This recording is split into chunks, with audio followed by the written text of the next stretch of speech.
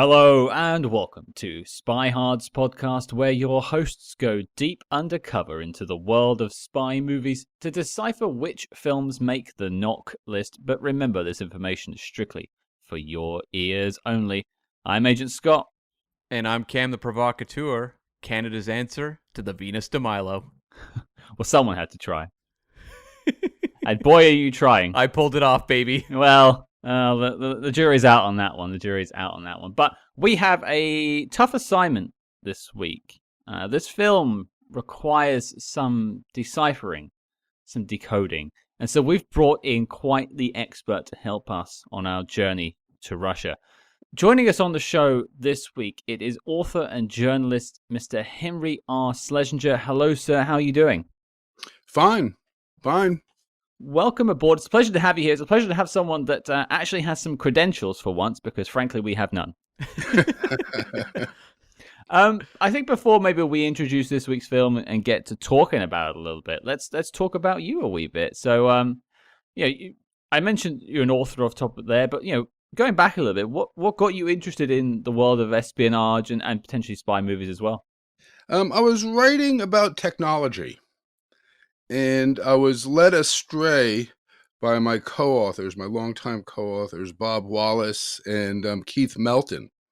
And the three of us together collaborated on a book called Spycraft, which was lately made into a series on Netflix. And what it did was it traced the technological history of the Central Intelligence Agency and all of the gadgets that they use. Bob Wallace, you could fairly say, was America's Q for many years. Have you ever seen The House on 92nd Street? Sure. It's actually, I believe it's on 93rd Street or 94th Street, but the director thought 92nd Street sounded better. The house is no longer standing. It's in our book, again with Bob Wallace and Keith Melton, Spy Sites of New York City. Wow. I thought that was a made-up place. No. As a matter of fact, the FBI collaborated with the filmmakers. There's a lot of fictional, elements to it, but it really was a real place. Wow. You've actually shined a light on a film that we have often taken jabs at, to be fair. That's actually nice. It's got a little bit of realism to it. But, you spoke about that being your entry point, but you led us straight, but I didn't let you finish your story. From there, I did a series of books on my own and articles on my own. The latest is Honey Trapped, about sexual use in espionage, the use of sex in espionage. Yeah, there'll be a link to that in the show notes below. We'll talk a little bit about it later, but that's Honey Trap, Sex, Betrayal, and Weaponized Love, and you can basically get that wherever you get all good books. But yeah, so what led you to sort of, because you mentioned about all these co-writers you've been working with, and you've done some books by yourself, but this particular one, Honey Trap being your latest one, what inspired you to write about that? It's what links all of the books, Spycraft and the trilogy, the Spy Sites books, which include Spy Sites of New York, Spy Sites of Washington, and Spy Sites of Philadelphia, is the use of tradecraft. And sex is the oldest tradecraft or form of tradecraft used, but it's not really written about, and there really wasn't a comprehensive history of it. But if you look at it closely, it goes back to the Bible. It goes back to ancient Indian texts. And it's the oldest enduring piece of tradecraft there is.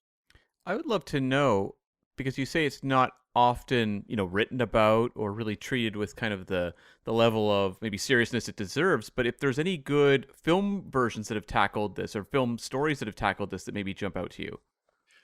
Really, no. It's this sexual aspect obscures the seriousness of it, if that makes sense. Right. It's just if you look at it as another piece of tradecraft, such as secret writing or a dead drop or one of those things, established or signal site, an established piece of tradecraft, it makes a lot more sense than if you look at it as a Hollywood, fiction. I mean, we've looked at it a couple of times. I know Mata Hari's actual story was more based in sex, but the Greta Garbo film kind of strays away from that a little bit, I would say. Right. The Mata Hari actual story is it's a very dark story. She had a very, very tough life. She was, to just one aspect of it, she was infected with syphilis by her husband early in their marriage. She had 2 children by then. They were treated with the common treatment back then, which was mercury. And the base doctor, her husband was in the military, the base doctor overprescribed mercury for the children, and her son died. Her toddler son died of it. From there, she was, her default mode was prostitution, but she was hyped as a dancer and made lots of money for a while. And then on the downside, was recruited as a spy and used as a propaganda tool after her capture because of the reputation, the pre-existing reputation that she had in show business. And of course, all the photos that, were taken of her early on. So she made the perfect propaganda tool. It's funny because I've read her story a few times now, and we tackled that Greta Garbo film years ago at this point. And I just feel like there's never been a good adaptation of her story. I know it's not like a laugh-a-minute kind of story. It's not going to have people running to cinemas, but I think there's a lot of meat on that bone to sort of tackle. And no one's really made it, I would say, like the Mata Hari epic. No, the myth has really overtaken the reality. She's become synonymous with sexual entrapment. Mm. You see it in reading the literature. People are called the Mata Hari of this, or the blonde Mata Hari, or the Mata Hari of that. The whole legend from the very beginning was a fiction. She was Dutch. She wasn't from the East Indies. Or even they drop like Mata Hari in like the latest Kingsman movie. So she's almost like this pop figure that people don't even have the interest in kind of digging under the surface of. Yeah, she's become a mythological figure, or a shorthand for sexual entrapment. The interesting thing is that following her execution, her head was removed and stored in a museum in Paris. And a few years ago, it turned up missing. Oh, that's quite grisly. Yeah, it's probably, somebody needed to complete a collection, maybe. Well, there's definitely, and this is the thing, and it's actually an interesting thing because it might play well into what we're talking about shortly, the reality of being a spy. But before we get there, I'd be remiss if I didn't sort of ask about your interests in spy movies outside of your writing. What sort of spy movies do you drift towards? I like the ones that are over the top, to tell you the truth. I like the Kingsman. I like the 2 Red movies. Red 1 and Red 2. I don't know if you've seen it. If you've seen them. For sure.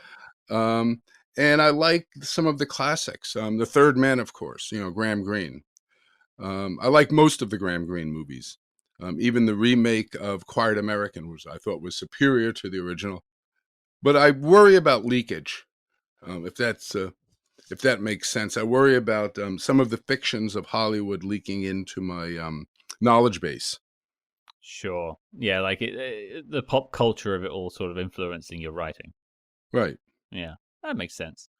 But from one established and esteemed spy author to another, Cam, the question goes to you. And no, Cam is not an esteemed spy author. But one of the writers of this week's film surely is. Cam, what are we talking about this week?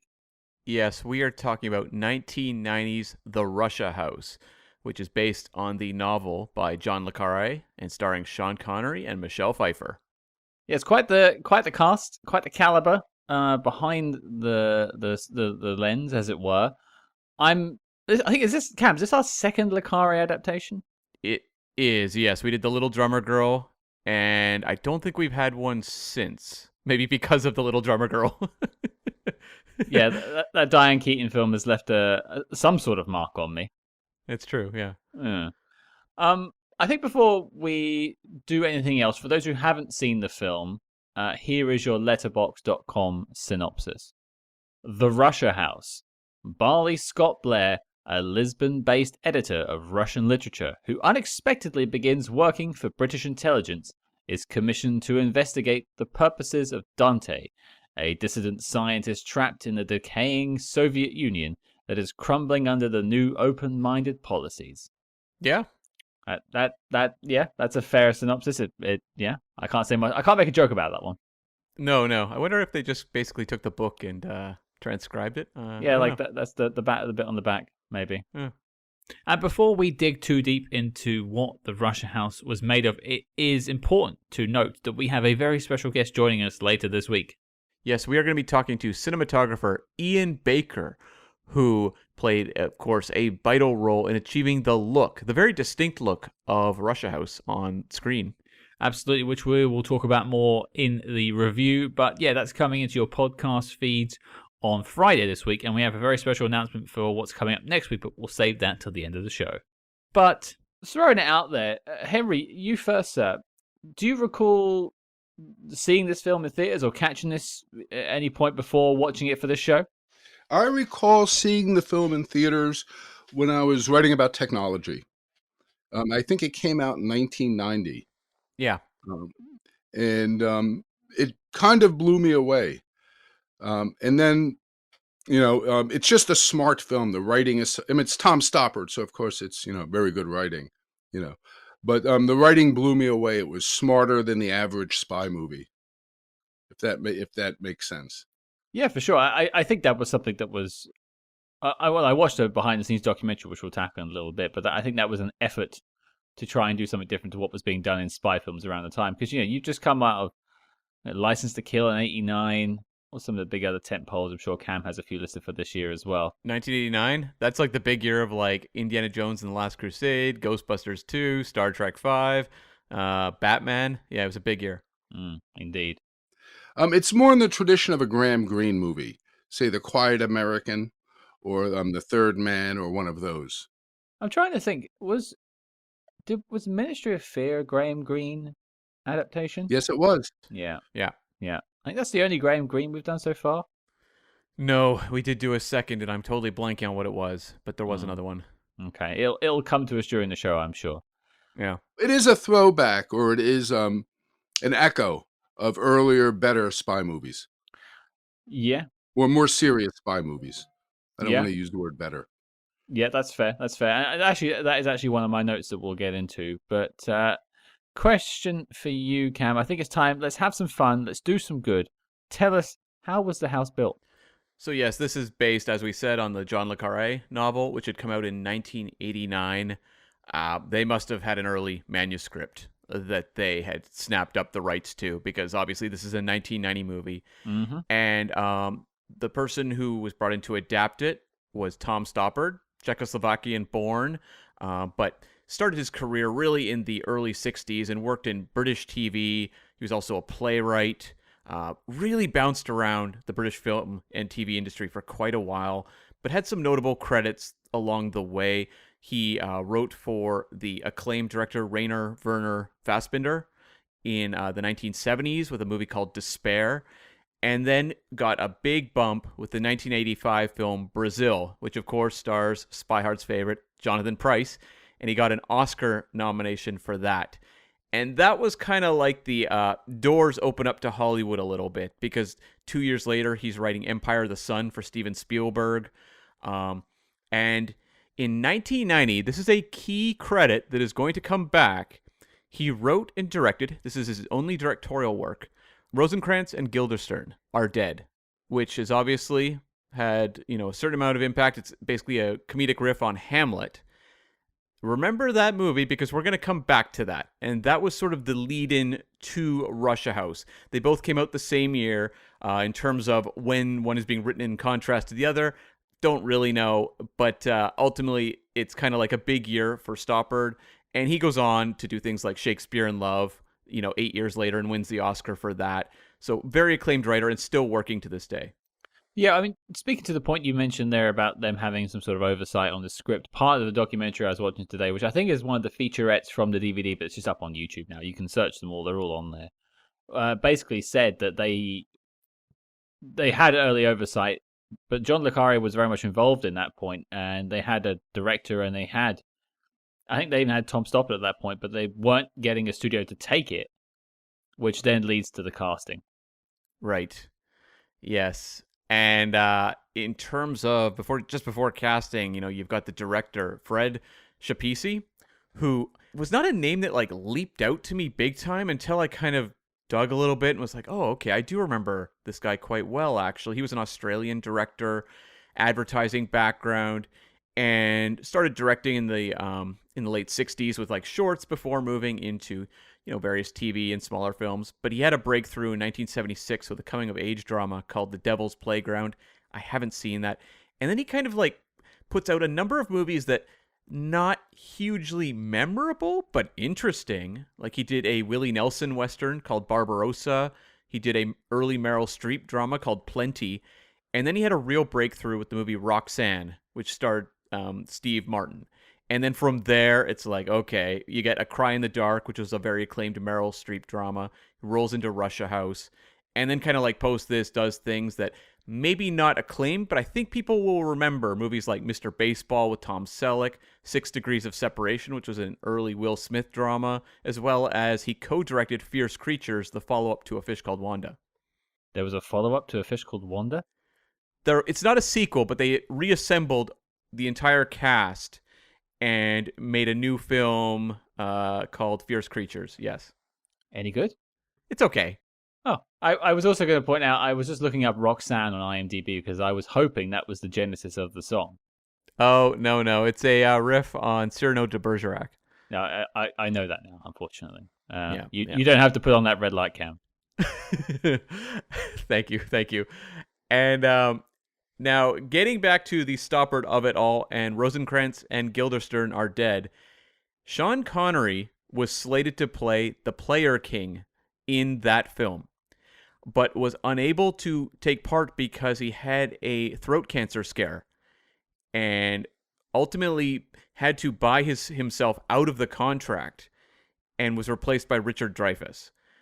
And with that time, basically, the cancer scare turned out to be no big deal for Connery, but he wasn't able to make that movie. And so instead, he went and did The Hunt for Red October, which was a huge hit.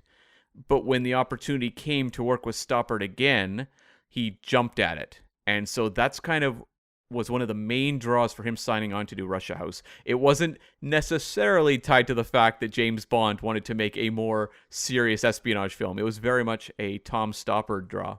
So what year was Red October? It's 1990, I think it came out. Yeah. Same year as this then. So despite him being, James Bond, as we all know and love, he's made two very different spy movies in the same year. I like that. Good for him.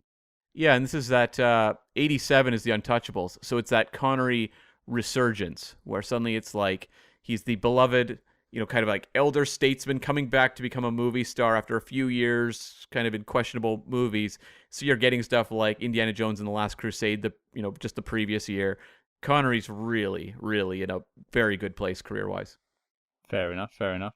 Well, I'm interested to know from you, Henry, your experiences with sort of Sean Connery and his James Bond films and his sort of journey to this point.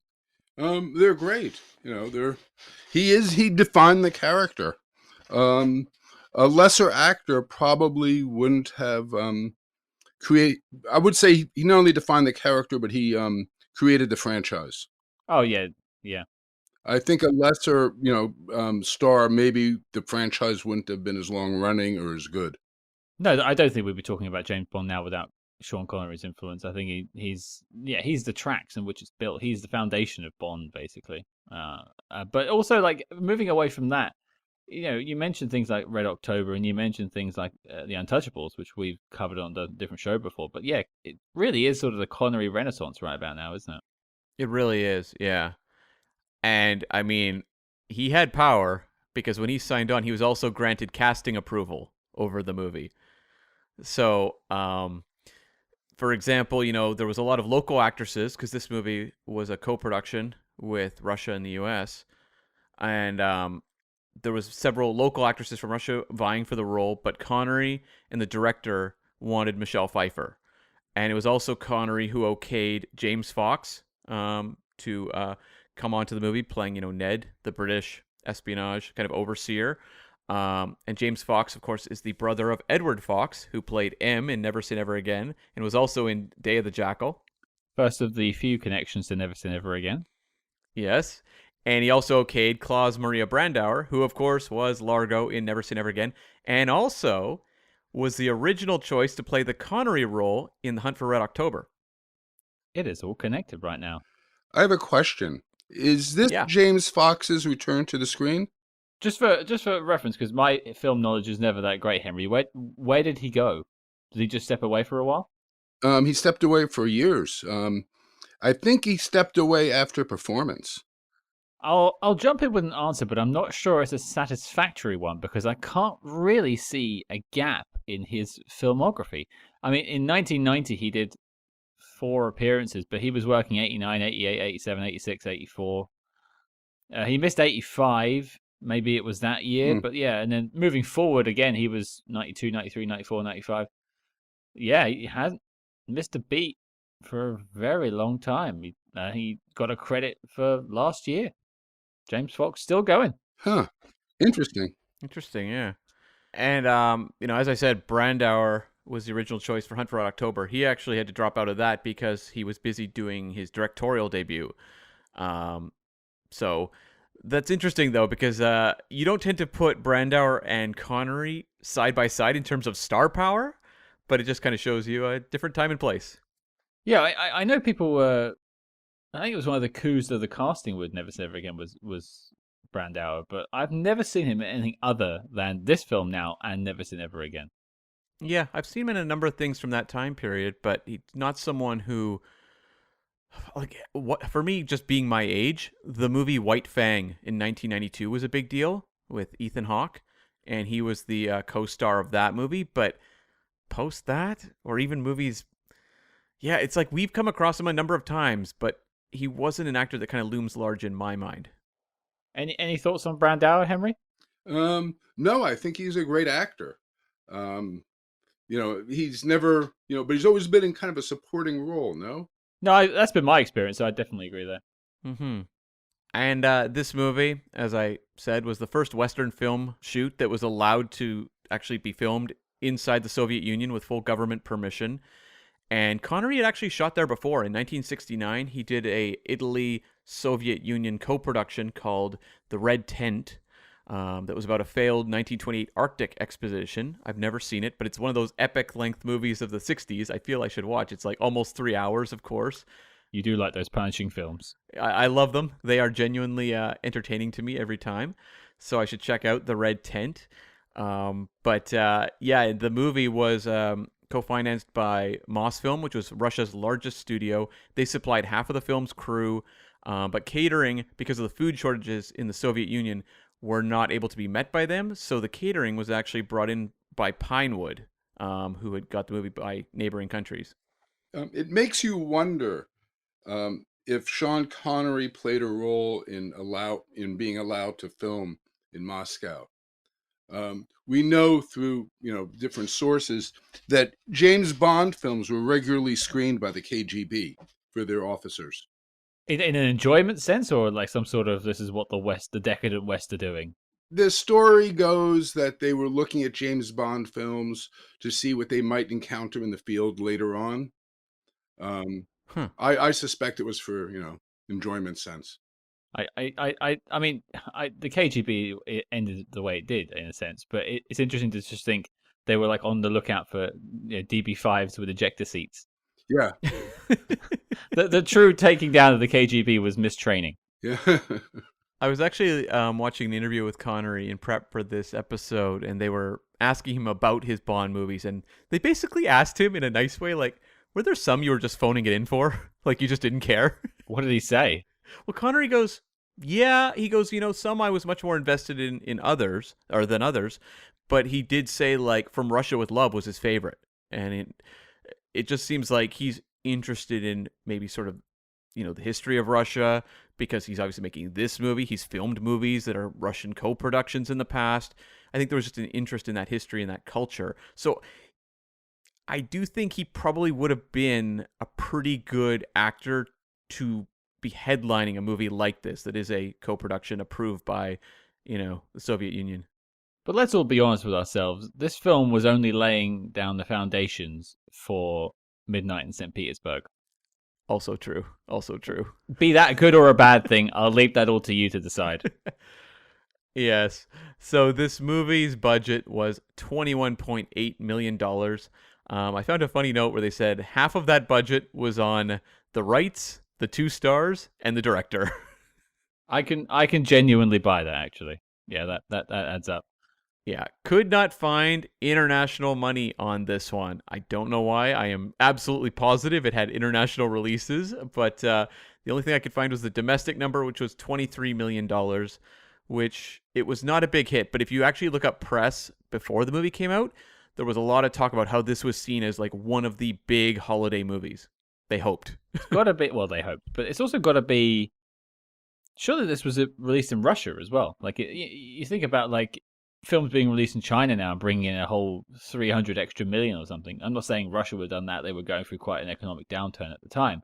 But Yeah. cinemas were still quite cheap in that point. I would have thought this would have had quite the sort of showing. It's even got the country in the title. I think it's just a mix of maybe not a huge hit, but also just sketchy box office tracking when it comes to international numbers for that era. Sure. Yeah. So ultimately, when I look at the worldwide, rankings for the year, it's not going to be that high because I've only got domestic, but it landed at number 54 between the Steve Martin comedy My Blue Heaven and The First Power, which I had never heard of. It is a Lou Diamond Phillips film about a demonic serial killer and a cop and a psychic who have to team up to stop him. You couldn't be more late 80s, early 90s than that. The top 3 for the year. Number 1 was Home Alone. Number 2 was Ghost. And number 3 was Dances with Wolves. 3 pretty memorable movies. Home Alone. I didn't realize it did that well. It was a massive hit. Home Alone was huge. Yeah. Wow. Okay. Yeah.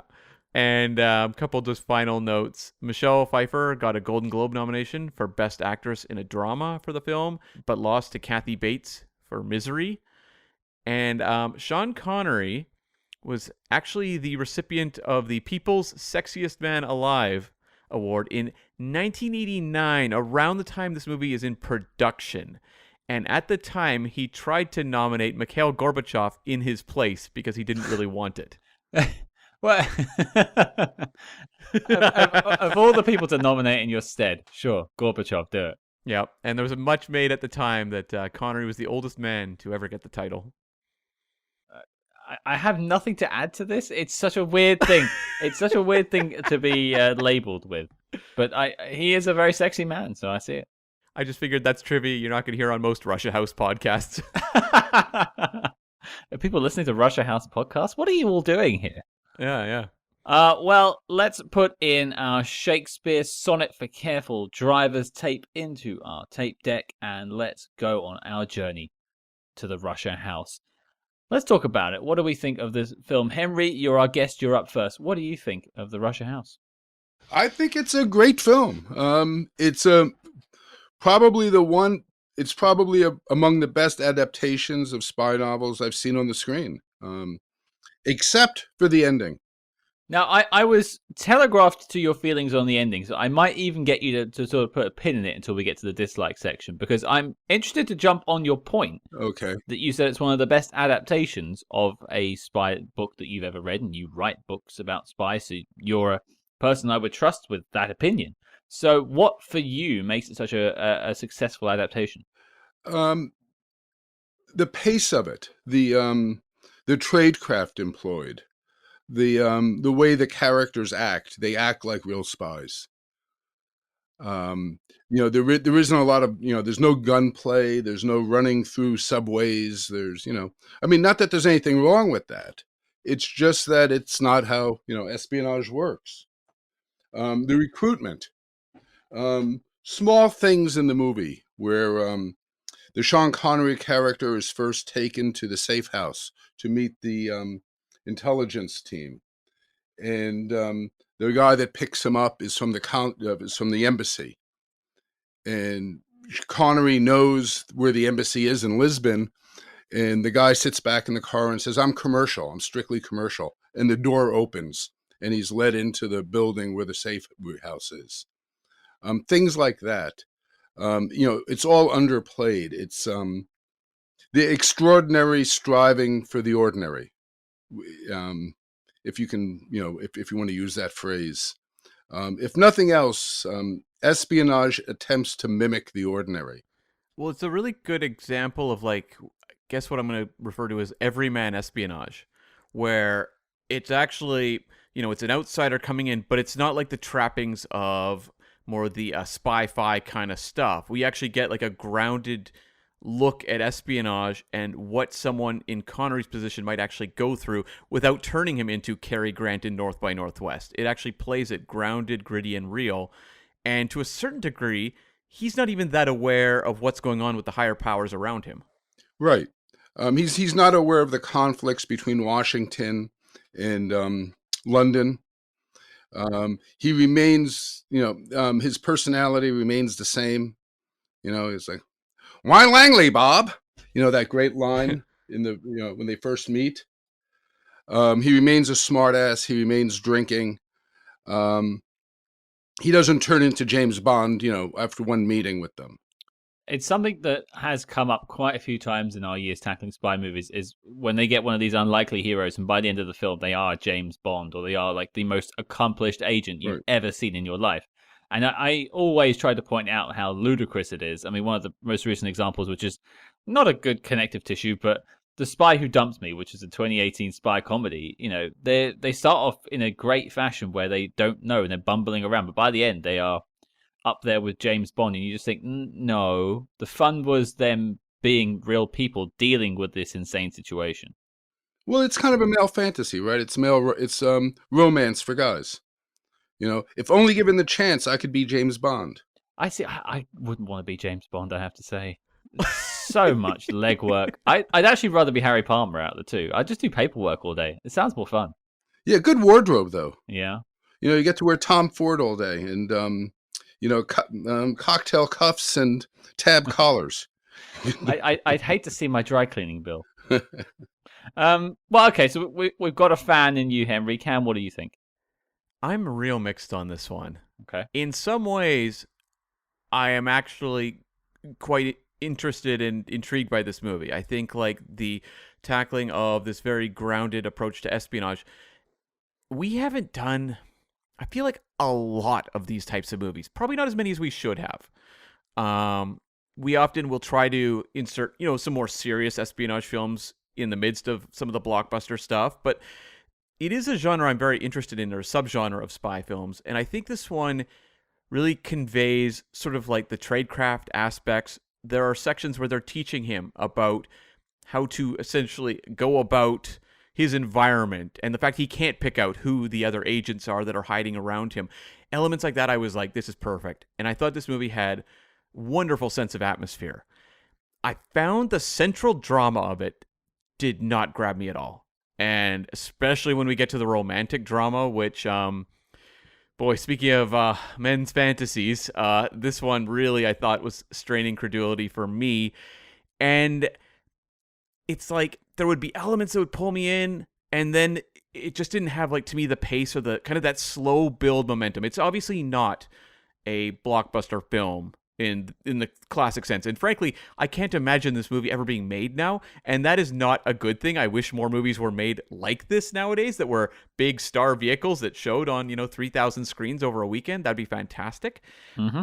But I just didn't find that it was the kind of slow burn that actually emotionally connected to me or pulled me in. I felt like a very passive experience a lot of the time. Almost like you were witnessing the film, not watching the film. Yeah, and it's been really interesting because it was the sort of thing where we have people in our listeners who I know are massive fans of this. And I had never seen it, so I was actually excited to watch it. And it was actually really, I thought, helpful and kind of interesting after when I finished the movie to look up and just see how polarizing it is. And that there are people who absolutely love it, will go to the mat as like, this is one of the definitive Le Carré stories. And then there's others who are like, oh boy, was this not for me. And the closest parallel, I think, for that I can kind of come up with is Red Alert, Scott. Star Trek: The Motion Picture, which is a movie that I love, but I can also understand anyone who would watch it and be like, that was 2 hours of nothing happening. And I'm like, yeah, but isn't it great? It's sort of like, if you soak into the ambience of this movie and find that a very rich experience, I get it. It just clearly was not something that grabbed me. Interesting contrast between the two of you there. Mm.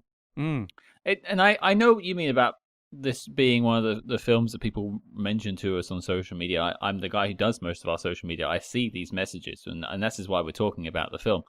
I think, like, it's interesting hearing Henry's thoughts about really loving the vibe and the storytelling here, and then you having trouble with it. But I think it also speaks to a bit of a bias that we found in our own programming about not putting more of these films in, and perhaps us gravitating more towards the spy-fi, as you call it, or the blockbusters, or just things that we are more comfortable with, which are those films. Mm. And what the question I wanted to throw at Henry, actually, jumping off of your point, Cam, was, Henry, you mentioned your favorite sort of spy films were the blockbusters, the Kingsmans and that sort of stuff, and yet you found yourself drawn towards this so much. Why do you find this one pulled you in more than, say, the average? I'm going to say something that's going to get me into trouble. Do it.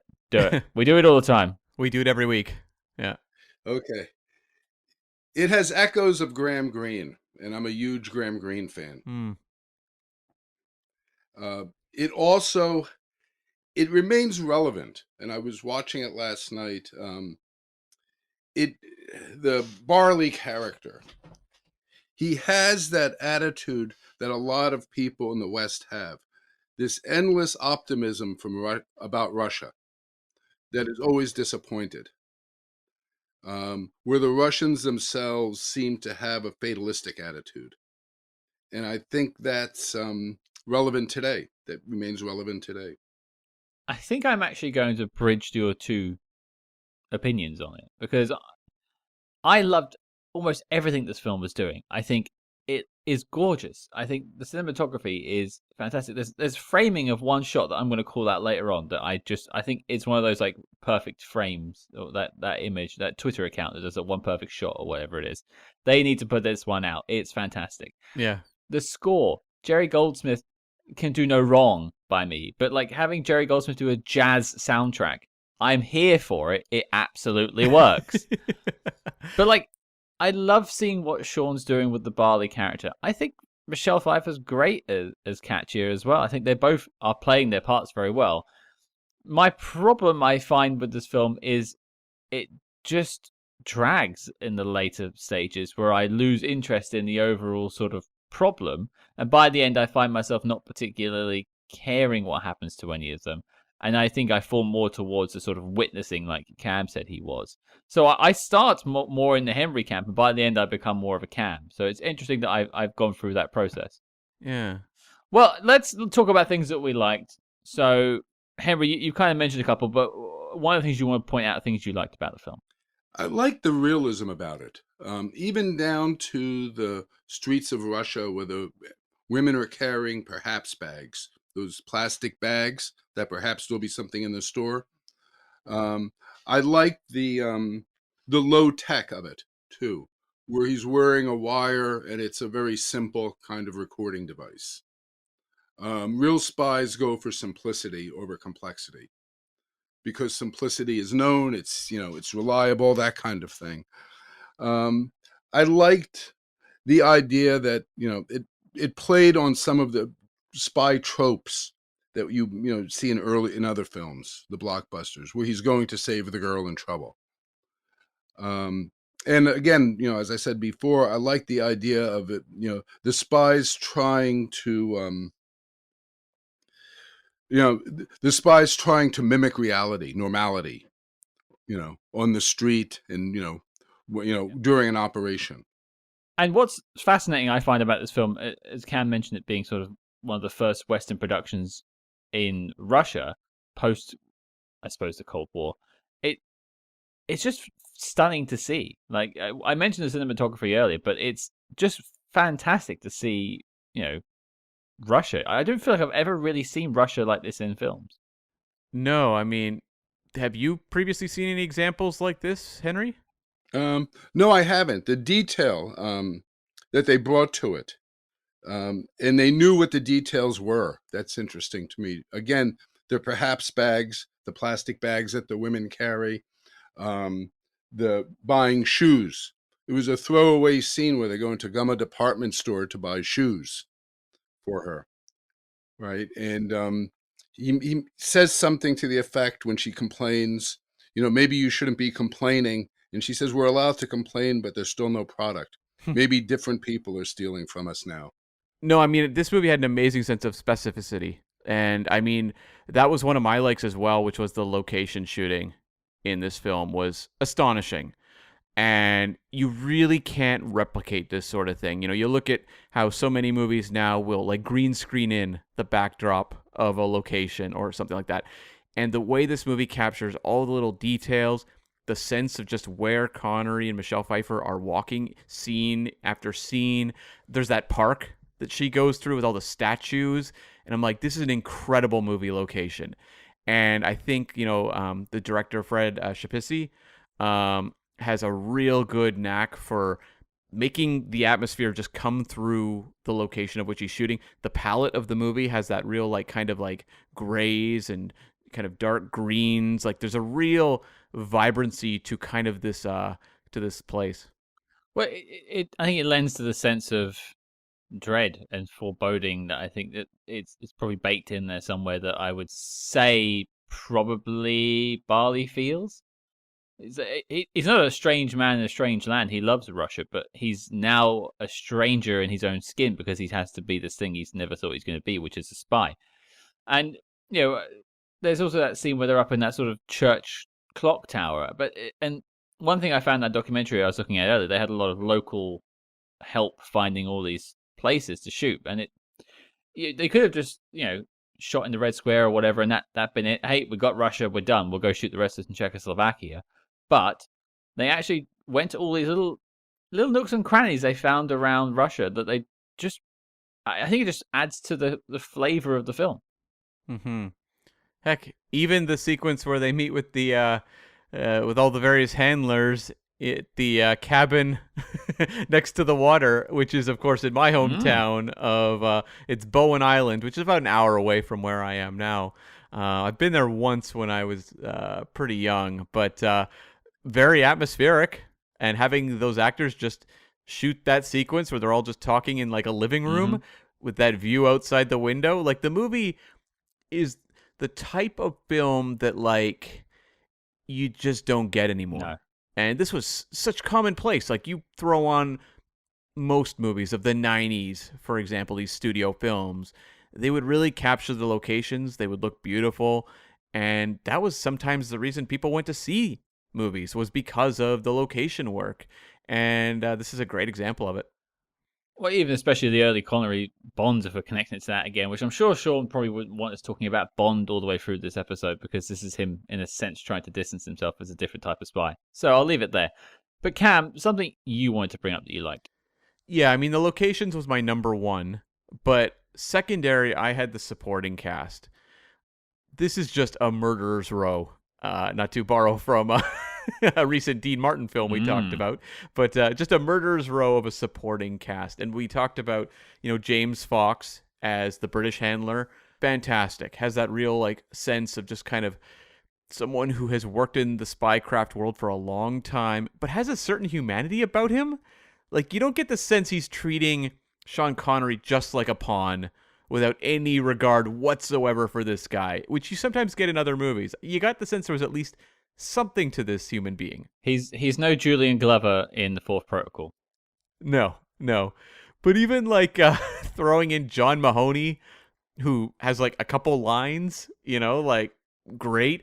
I thought it was amazing seeing JT Walsh pop up as like, I guess the military liaison or something, Quinn. Yeah.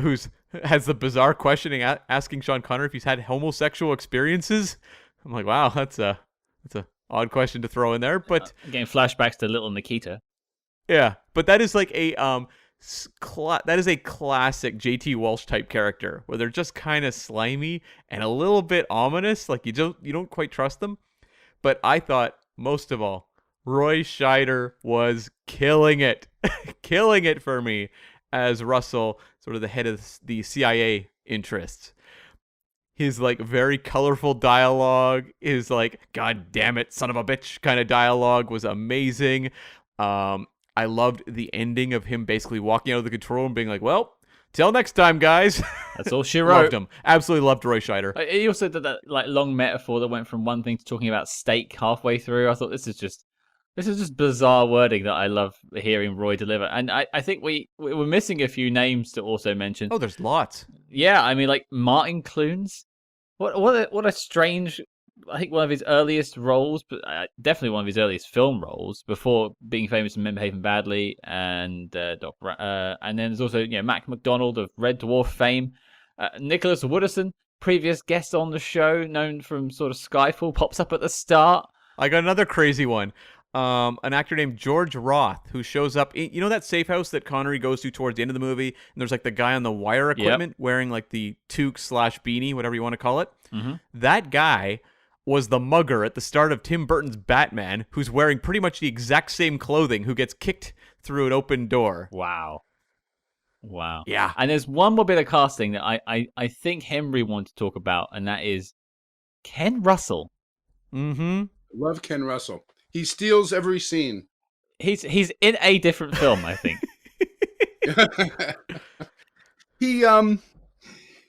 I think he's put in there to represent a type of British Secret Service person with eccentricities, pulled out of Cambridge or Oxford.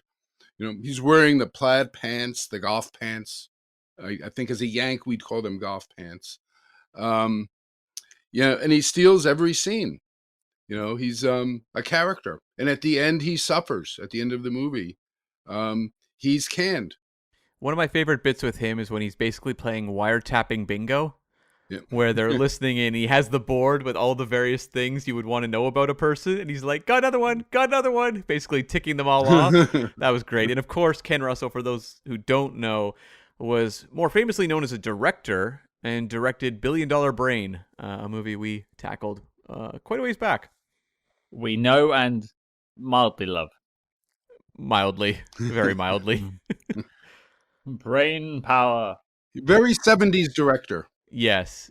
I prefer stuff like Altered States, some of his crazier movies, than Billion Dollar Brain. And Tommy. That's his only other film of his I've seen, is Tommy. And that's a trip right there. That's much like his character in this film. Tommy is a trip. Yeah. I think there's a couple of things that haven't been mentioned in terms of likes, so I'll just chuck them in kind of like a all at once sort of thing. I mentioned the Jerry Goldsmith score. It's so good. I went back and listened to it off like a film today. I went and listened to it on Spotify. It's that good. I loved it. It's sweeping like romance from time straight to jazz music. I just thought it's funny that this comes out and we're recording this around the day that Red Alert Camp, Star Trek Picard Season 3 Episode 1 comes out, which is a episode that's laden with his score. So I feel like today has been a Jerry Goldsmith day for me, and I can't complain about that fact. I mean, I did love the impromptu music party they have in this movie where Sean Connery's playing the comb. Yeah, I never thought, and I know it's not a kazoo, but I wrote down kazoo in my notes because it makes the same noise. I never thought I'd have a film where Sean Connery plays the comb. Yeah. I didn't think in a jazz band, just to add to it, it's some real folk jazz right there. I was curious if either of you had thoughts on Klaus Maria Brandauer in this movie, because for me, he didn't really leave much of an impression. I liked him. I thought he got across that idea that both idealism and fatalism in the movie. And I thought he brought that across very good. I think when he's on the screen, he's quite dynamic to watch. I just think I didn't find myself wondering where he was off screen at the time. I wasn't like wanting to see more. Yeah. No. And he doesn't look like a movie star. He looks like he could be the character he's playing. And I had a question actually for you, Henry. Have you read the book Russia House? Yes, several times. How much, like, in terms of internal monologue does the book give you? Because that was something I wondered if I was almost missing in the movie version, was a better sense of just what the individual participants are thinking. Palfrey comes off. He's basically the narrator. It's his story that he's telling the story. Right.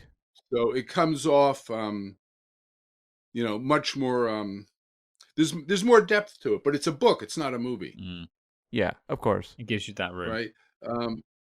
Right. There is a dig, which you've mentioned, at Americans in the movie that wouldn't be, to somebody, I guess, outside the business, it wouldn't stand out. But I've read enough of them, and I've known enough people in the business to know that this was kind of a dig. Where you go back to the Roy Scheider character, saying, "Well, see you next time," and the Palfrey character suffers the loss more than the Americans do. That's kind of a dig at American espionage, a gentle dig at American espionage. And it isn't true. Americans suffer the loss of an agent just as much as the Brits do. We interrupt this program to bring you a special report. Calling all agents. Independent podcasting, much like the spy game, requires considerable resources. Whether it's research, equipment, hosting, or of course constructing a top secret volcano lair, we're putting out the call for your support. That's right. As you may know, we've activated the SpyHards Patreon, home of our ever-growing lineup of Agents in the Field episodes where we decode non-spy films from your favorite spy actors and full film commentaries with more intel than a Basil exposition briefing. Cam, what have we got in our crosshairs this month? Hitchcock changed the face of spy cinema, but what about horror? Well, we're going to look at 1960s Psycho and find out if even podcasters need to go a little mad sometimes. Wee, wee, wee, wee. And if that sounds delicious, then become a true spy hard today and join the circus at patreon.com/spyhards. But before this message self-destructs, Cam, resume the spy jinx. I think that drifts us over quite beautifully to dislikes. Now, Henry, you queued one up pretty beautifully at the start, something you didn't like about the film. Do you care to share? Yeah, the ending differs dramatically. This is a spoiler alert. Differs dramatically from the book. Okay. In the book, the character disappears. The Barley character vanishes, and after he makes the deal with the Russians, and there's notes that there have been sightings of him, and then he reappears in Lisbon. And what he's doing is he's renovating an apartment for Katya to come to with her uncle and her twins, and the twins. And Palfrey comes to visit him and just, talks to him. And there's a hint, it's one line where he mentions that, the Barley character was under tight control, perhaps even in prison, by the way he folds a sheet or folds a work cloth. And they have a long talk and they have a drink, and Barley is holding out optimism. In Lisbon, he's building this apartment or renovating this apartment for Katya and her family. And Palfrey holds out little hope that she's ever going to appear. And that's the book. In the movie, she does appear at the end with her family, and he greets her as she steps off the boat. The book is closer, and again, I want to bring in Graham Greene. The book is closer to Human Factor, the end of Human Factor, where the phone line goes dead, than it is to the movie. So it's a Hollywood happy ending where she gets off the boat and Barley's deal. The Soviets stick to Barley's deal. I could see where there's be some disappointment there, because I think I also prefer the mystery and what might have happened to Katya, because I suppose the implication is that she doesn't turn up and she's been killed. In the book, she just goes about her life. Oh, okay, right. Another spoiler alert. But in Le Carré's books and in Graham Greene's books and in a lot of spy novels, innocence is viewed as a sin. it's a flaw. Innocence and trust is a flaw. Optimism is a flaw in a lot of these books. If you go back to The Spy Who Came In From the Cold, the girl who innocently believes in communism is shot as they're going over the wall. The innocents always, don't have happy endings. And this being a studio film in 1990, starring Sean Connery and Michelle Pfeiffer, there is zero chance a studio is going to sign off on an ambiguous ending or a downer ending. And Right. yeah, I can kind of see how you would be frustrated given the original ending. Yeah. Well, as an author yourself, how do you feel like taking away the expectation of the novel and looking at what you get as an ending as it is? Does it work for you, or do you find that it is still too soft? The Hollywood ending or the book ending? The Hollywood ending. I think it's too soft. That's fair. I would have ended it as Le Carré ended the book, with him just renovating the apartment forever, waiting for her to show up. Just with that sense of ambiguity and then just fade out. Yeah.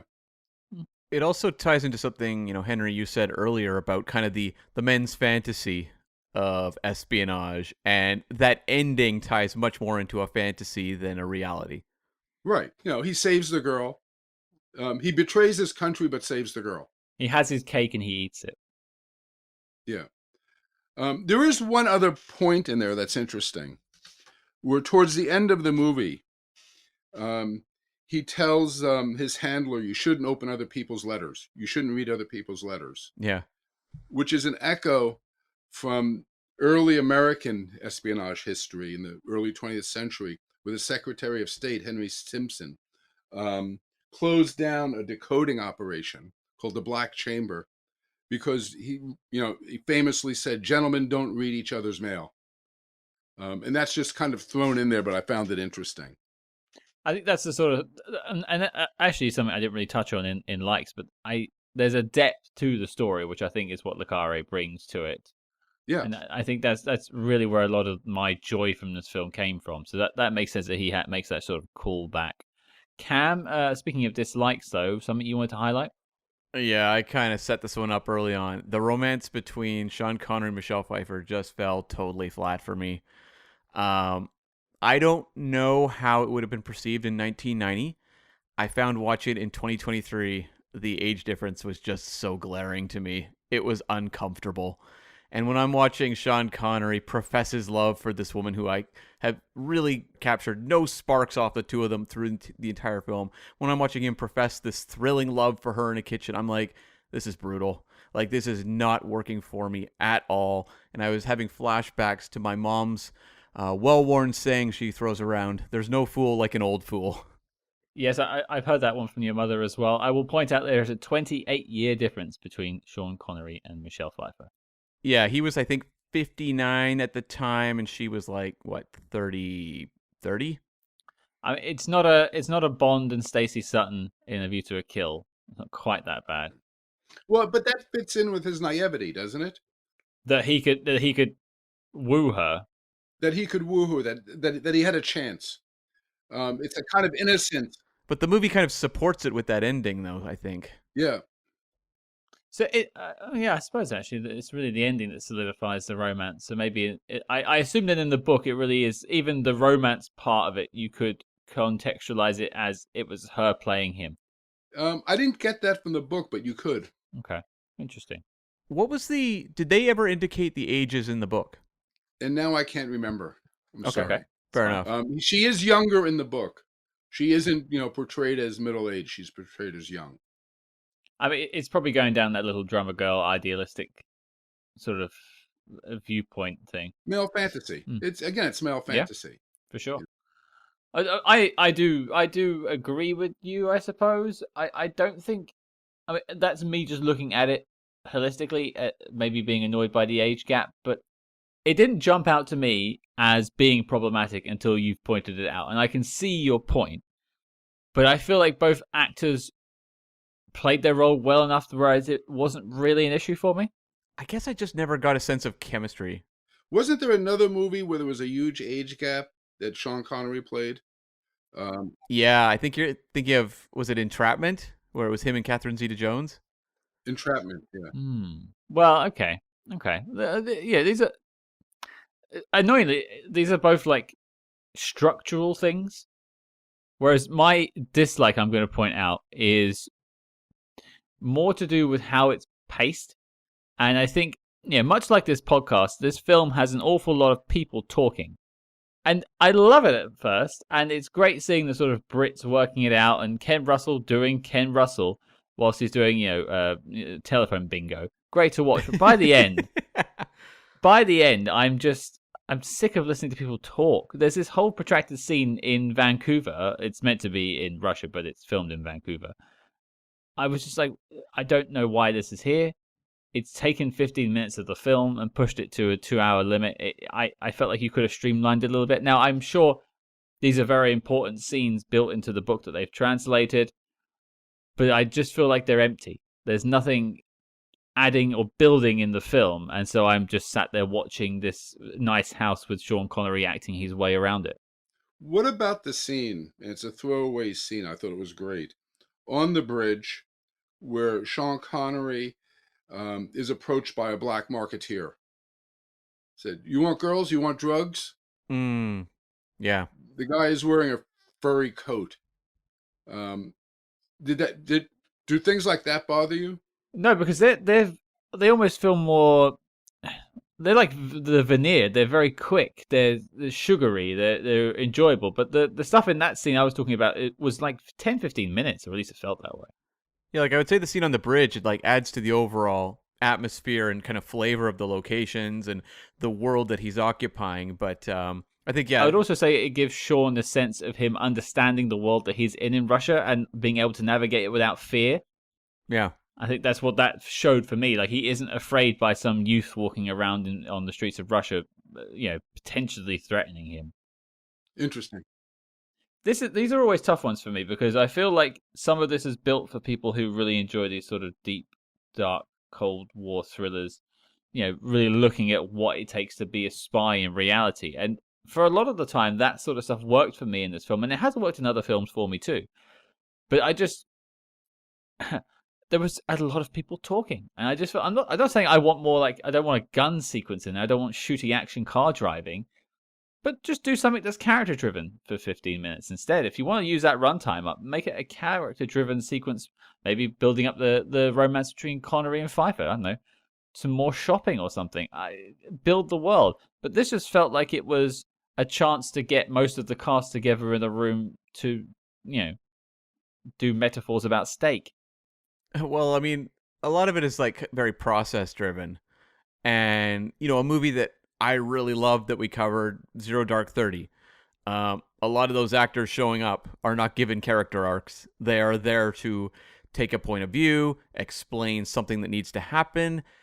But at least in that film, it worked more for me in terms of kind of making the world feel compelling, dramatically interesting, and kind of pulling me in. Whereas here, I felt it kind of held me at a distance in some of these sequences where it is kind of people giving exposition or basically moving the process along. It's frustrating because I feel bad because this is our second Le Carré after Little Drummer Girl, and I'm not in love with either one of them. No. But I've seen Le Carré films that I really, really, really enjoyed. But unfortunately for our audience, all they're hearing is me be kind of like poo-pooing all over Le Carré adaptations. And I know there's ones coming up in the future, or even something like Constant Gardener, which isn't really spy related, but a movie I really enjoyed. There are examples out there. It's just like this one and Little Drummer Girl just did not grab me. What about Spy Who Came In From the Cold? That one, it's like we almost don't want to talk about that one because we haven't covered it yet. But ding, ding, ding, that's a pretty good one.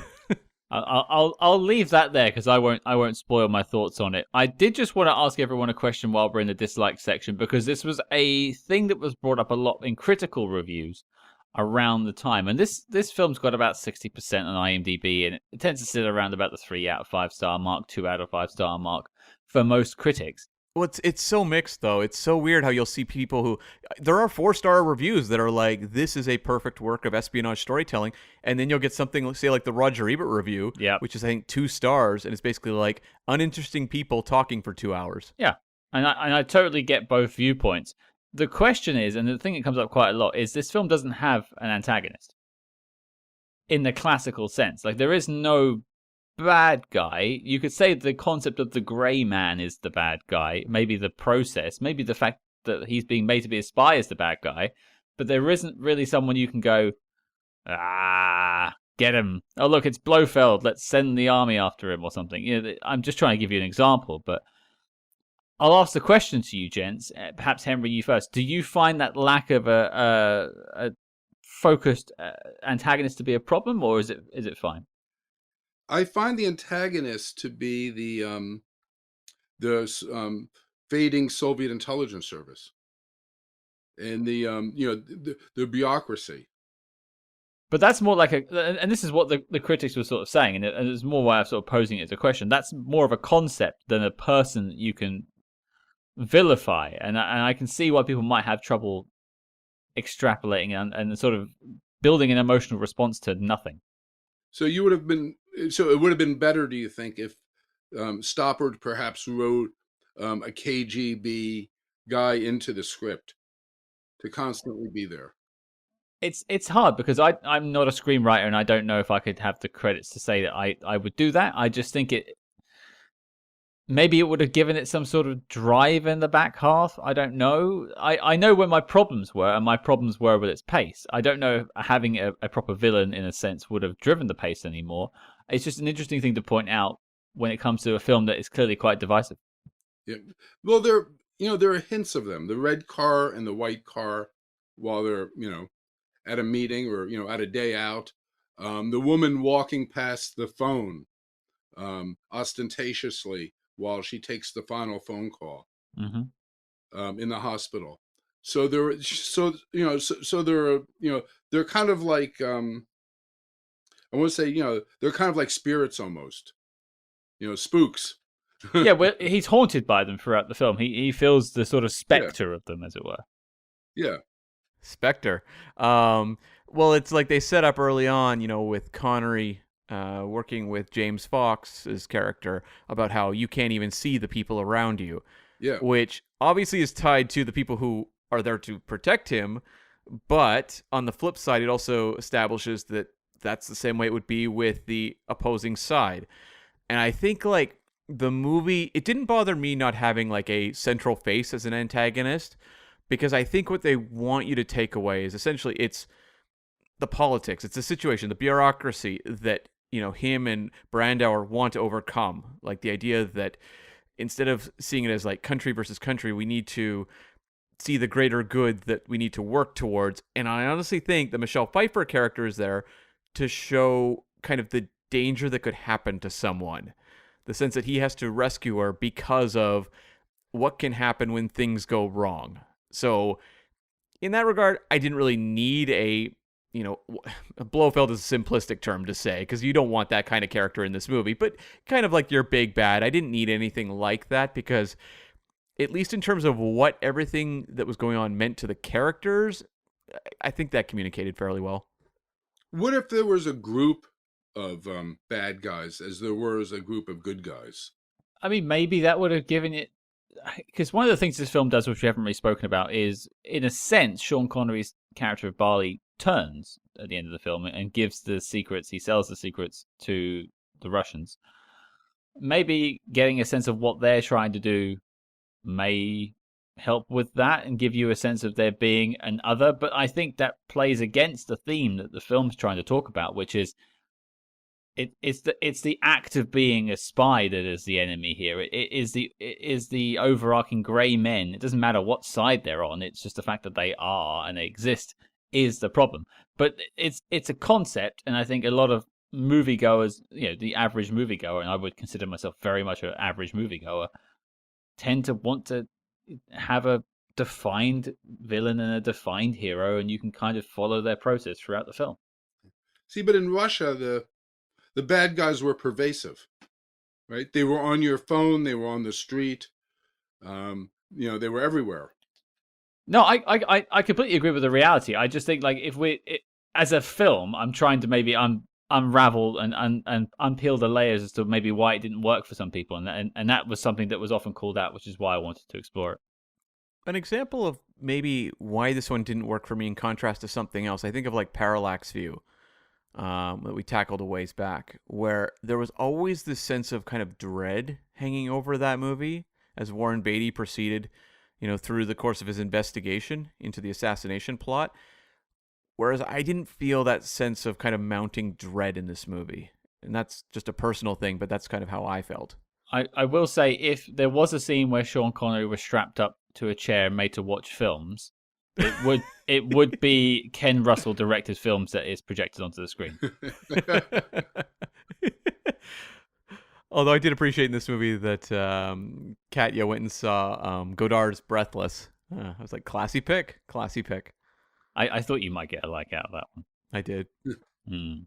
Well, I think before we sort of wrap up and look at the knock list, let's just tackle any final notes that we have.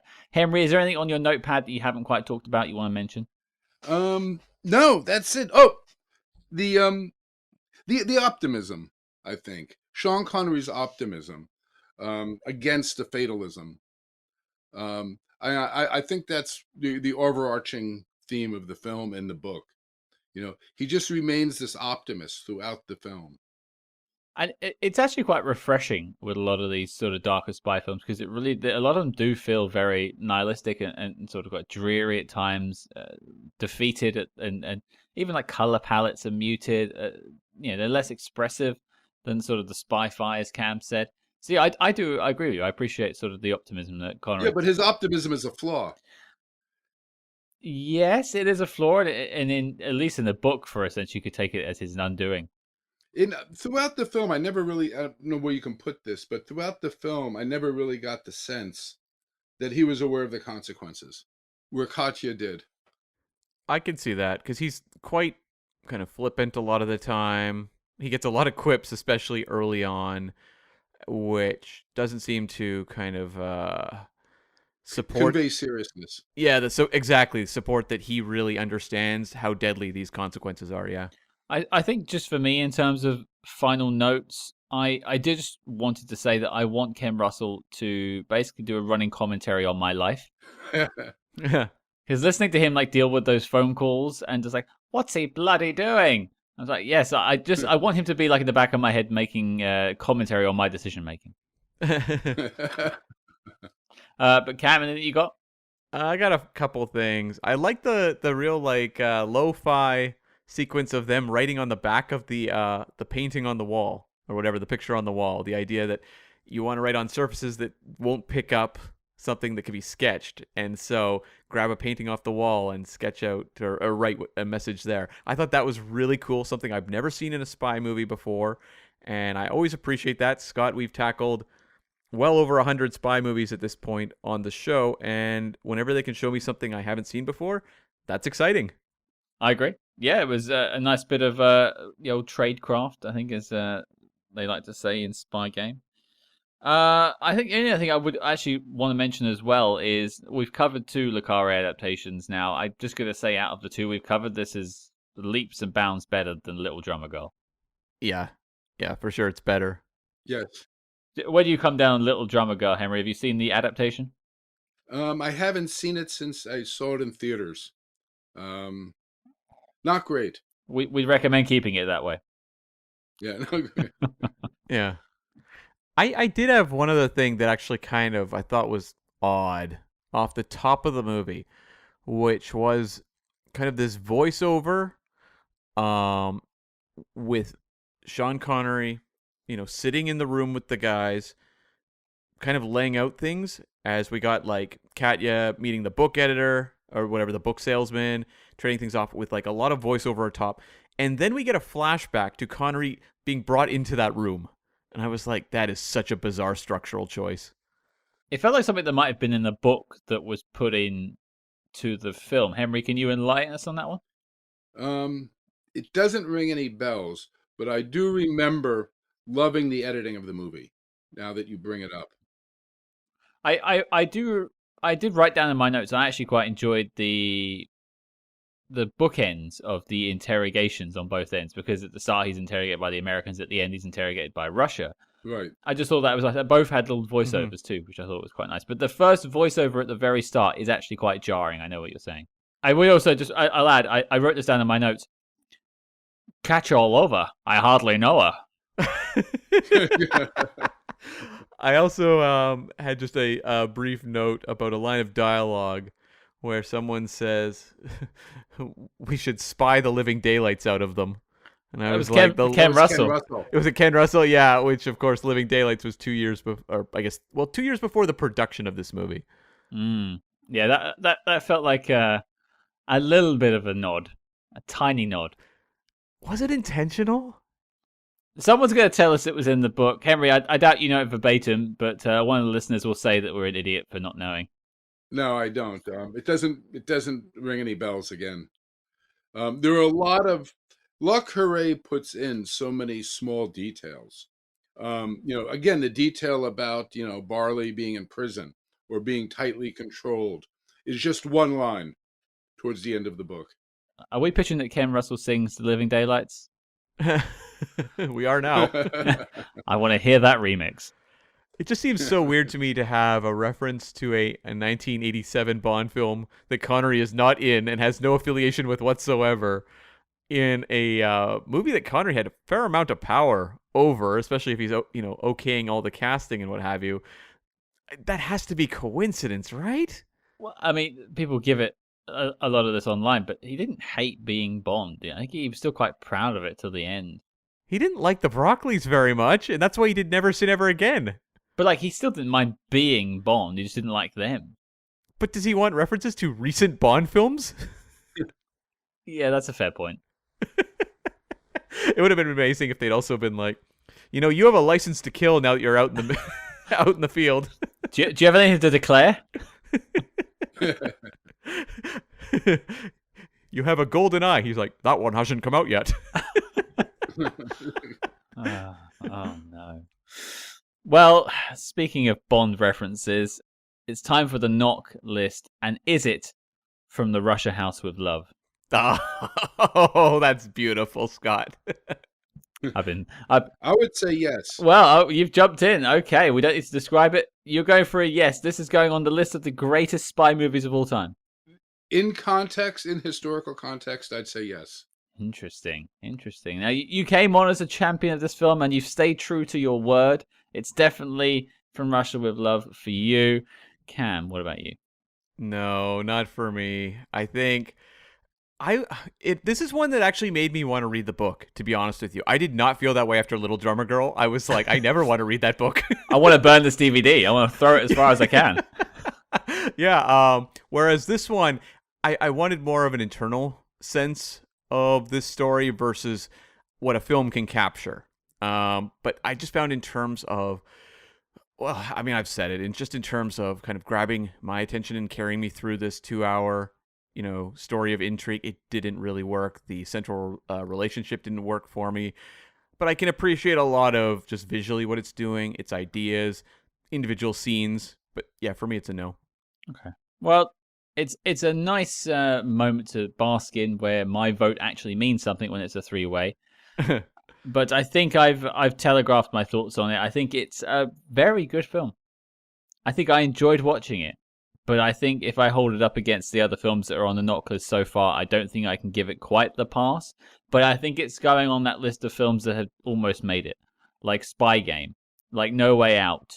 It's going on that list of things I could reach for of thrillers that I've enjoyed, but just didn't necessarily meet the caliber of what I would classify something that goes on the knock list. So, 2 no's, 1 yes. As such, the Russia House is not making the knock list, and the dossier on the film is complete and filed as classified. It's interesting, Scott. I just want to jump in for a second here and just say that, like, the split vote seems entirely in keeping with the reception that this movie had.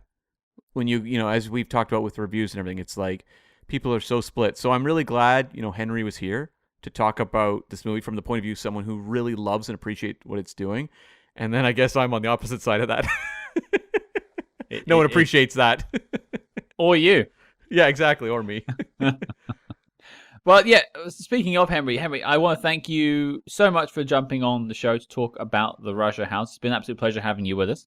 It was great to do it. Before we let you go, firstly, we spoke about it at the start, but your new book, Honey Trap, Sex, Betrayal, and Weaponized Love, is available wherever you get your books from. But where can people sort of find it online? Where do you recommend they go? You can go to Amazon. It's on there, and it's on all of the major, websites, book websites. For sure. Amazon, Barnes and Noble, and all of them. Perfect. Well, we'll have a link for that in the show notes below. People want to find out more about the book, and if they want to find out more from you, where can they find you online? I'm on Twitter at Spies Vespers. Perfect, and we'll put a link to that too. But yeah, Henry, it's been an absolute pleasure having you on the show, and we'll have to do it again sometime. Hey, thanks a lot, guys. It's been great. Well, there you go, folks. That was our chat about the Russia House. I want to thank Henry once again for joining us. And if you want to hear more about his book, I'll hear more from him on Twitter. You can find links in the show notes below. But I teased it at the start of the episode. We have a very special guest joining us next week. We are joined by Mr. Jamie Anderson. Now, he is one of the hosts of the Jerry Anderson podcast. Jerry Anderson, the creator of shows like Thunderbirds, Stingray, Captain Scarlet, Joe 90. A massive name when it comes to British television, indeed.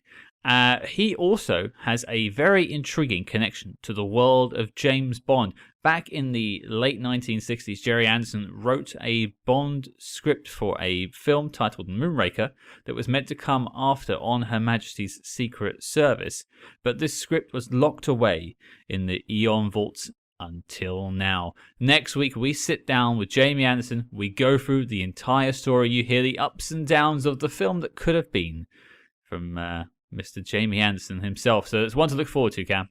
I'm sure this story will be even crazier than the Moonraker that wound up on screen. I've already heard it. I've already recorded it. And I can assure you, it's even crazier. There you go, Bond fans. You can't get this information anywhere else, so check out SpyHards next week. Yes, this is not one to miss out. So make sure you tell your friends, and your mission, should you choose to accept it, is to join us next week as we sit down with Mr. Jamie Anderson and chart the course of the Bond film that never was. Looking forward to it.